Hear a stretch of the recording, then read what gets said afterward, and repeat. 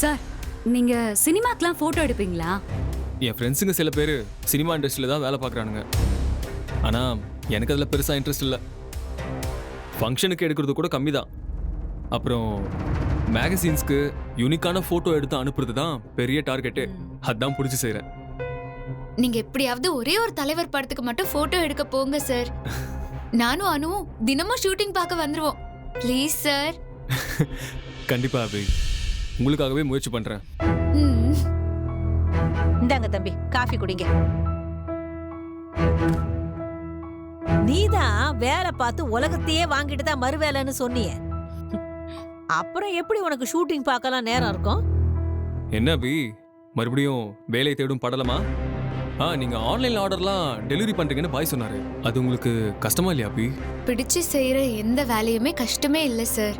அந்த tension party ஆபீஸ்க்கே அசால்ட்டா போயிட்டு வந்தவ இந்த அபி. இதெல்லாம் எனக்கு ஜுஜுபி.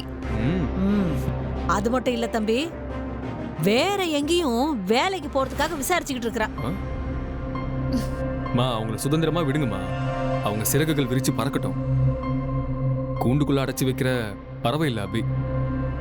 பறந்து தெரிய விரும்புற பட்டாம்பூச்சிங்கிறது தெரிஞ்ச விஷயம் தானே.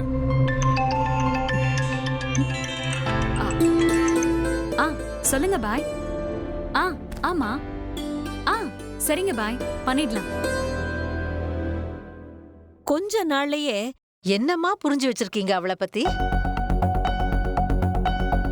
உங்கள மாதிரி இவளை புரிஞ்சுக்கிற ஒருத்தன் தான் இவளை கல்யாணம் பண்ணிக்கணும்.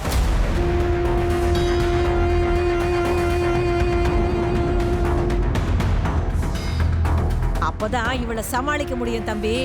இல்லனா வர்றவன் தலைய பிச்சுக்கிட்டு ஓடி போயிருவான்.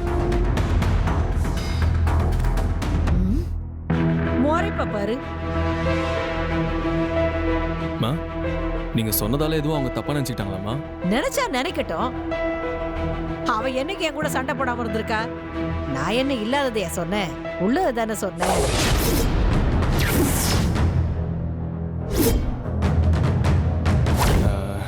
ஏன் அபி, அப்ப நீங்க லைஃப்ல யாரையும் லவ் பண்ண போறதே கிடையாதா? கண்டிப்பா இல்ல சார். நான் எதுக்கு லவ் பண்ணணும்?